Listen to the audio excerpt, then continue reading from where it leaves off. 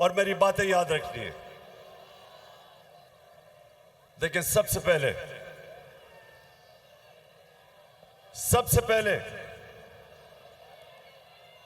कि इंसानी माशरा, जानवर और जानवरों के माशरे में सबसे बड़ा फर्क क्या होता है? क्या होता है? इंसाफ। जानवरों के माशरे में इंसाफ नहीं होता। ताकतवर का कानून चलता है। इंसाफ इंसानी माशरे में होता है, जिधर कानून ताकतवर और कमजोर को एक तरह देखता है। ये मेरी बात आपने सुननी है, क्योंकि आपको आज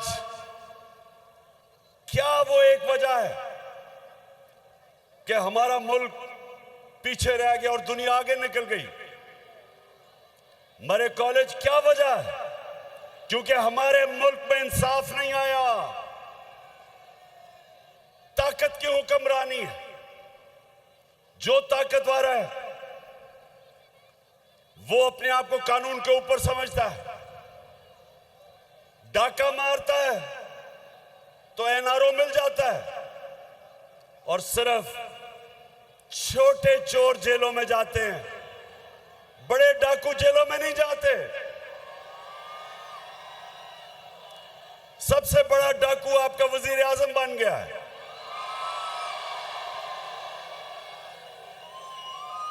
तो अल्लाह सुन ले, दुनिया का सबसे अजीम लीडर ना कभी कोई आया है, ना कभी आ सकता है।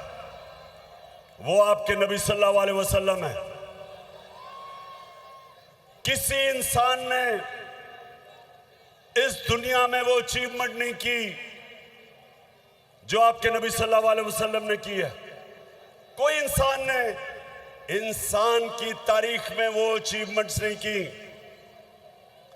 उन्होंने क्या कहा था? उन्होंने कहा था कि जो कौम छोटे चोरों को जेल में डालती है और बड़े डाकुओं को पकड़ नहीं सकती, वो तबाह हो जाती है। तो आज हमारा मुल्क उधर खड़ा हुआ है, और मैं जो आपके पास आया हूं, सबसे पहली मैं आपको चीज कहूंगा कि अपनी पढ़ाई के ऊपर आपकी सबसे ज्यादा तवज्जो होनी चाहिए। कौमें वो ऊपर जाती हैं जो अपने इंसानों के ऊपर तालीम पे पैसा खर्च करती हैं। और ये जो आपने यूनिवर्सिटी की बात की, इंशाअल्लाह मैं ये चीफ मिनिस्टर से बात करूंगा और आपको अगला स्टेटस बनवाने की कोशिश करूंगा यूनिवर्सिटी का। लेकिन ये आपने याद रखना है कि जो जिंदा माशरा होता है, वो जब मुल्क के अंदर जुल्म और नाइंसाफी होती है, जिंदा माशरा इंसाफ के लिए खड़ा होता है। अल्लाह ने मुसलमानों को क्यों कहा जहाद करने का? जहाद क्या है? जहाद जुल्म और नाइंसाफी के सामने खड़ा होना। जानवर जुल्म और नाइंसाफी के सामने नहीं खड़े होते। आपने कभी देखा होगा नेशनल ज्योग्राफिक एनिमल प्लैनेट में कि जो अफ्रीका का सबसे ताकतवर जानवर समझा जाता है वो अफ्रीकन बफलो है, जो अफ्रीका की भैंस है। आप देखते होंगे कि 5, 6, 10 शेर, हजारों भैंसें खड़ी होती हैं। वो पहले उनको डराते हैं। वो जब भागना शुरू करती हैं तो वो एक भैंस को पकड़ लेते हैं 5, 6 शेर, और वो सारे अपनी जान बचा के भाग जाते हैं, क्योंकि वो जानवर हैं। जानवर अपना सोचता है। इंसानी माशरे के अंदर। इसलिए अल्लाह ने आपको कहा है कि जुल्म का मुकाबला करो, जुल्म के सामने सर ना झुकाओ। जो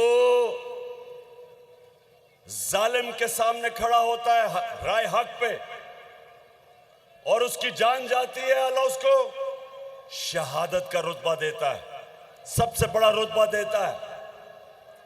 आज अगर अरशद शरीफ इस मुल्क का एक ऐसा सहाफी जो राय हक पे खड़ा था, अपने मुल्क के लिए जद्दोजहद कर रहा था कि चोरों को और डाकुओं को बेनकाब करने का, और जो रिजीम चेंज हुई उसके खिलाफ जो जहाद कर रहा था, जो उसका कत्ल किया गया, इसका रुतबा शहीदों में जाता है। ये कौम हमेशा इसको याद रखेगी कि अपनी जान कुर्बान की इसने हक के लिए। इसलिए ये याद रखें कि जिंदा माशरा हमेशा जुल्म और नाइंसाफी के सामने खड़ा होता है। खौफ के बुत की पूजा नहीं करता, खौफ की वजह से जालिम का मुकाबला करने से डरता नहीं है। सबसे बड़ा सानिया मुसलमानों की तारीख में जब हजरत इमाम हुसैन की शहादत हुई तो कूफा के लोग सब जानते थे कि हजरत इमाम हुसैन राय हक पे खड़े हैं, लेकिन उन्होंने यजीद के खौफ की वजह से हजरत इमाम हुसैन की मदद नहीं की और हमेशा के लिए वो पछताए कि इतना बड़ा जुल्म होने दिया उन्होंने। आज भी यही है। मैं जो आपके पास आया हूं सिर्फ एक चीज आपको बताने के लिए कि हमने ये जो चोर ऊपर हमारे अमेरिका ने मुसल्लत किए हुए हैं, मैं जब तक जिंदा हूं इनका चोरों का मुकाबला करूंगा, अपनी कौम को तैयार करूंगा कि कौम आज उधर खड़ी है। अगर इन चोरों की हुक्मरानी रह गई, अगर ये जुल्म और नाइंसाफी का निजाम रह गया, नबी सल्लल्लाहु अलैहि वसल्लम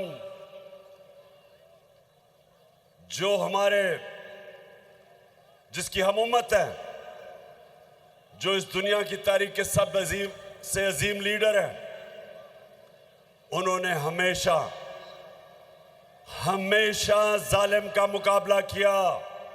सारे अल्लाह के पैगंबरों ने जालिमों का मुकाबला किया।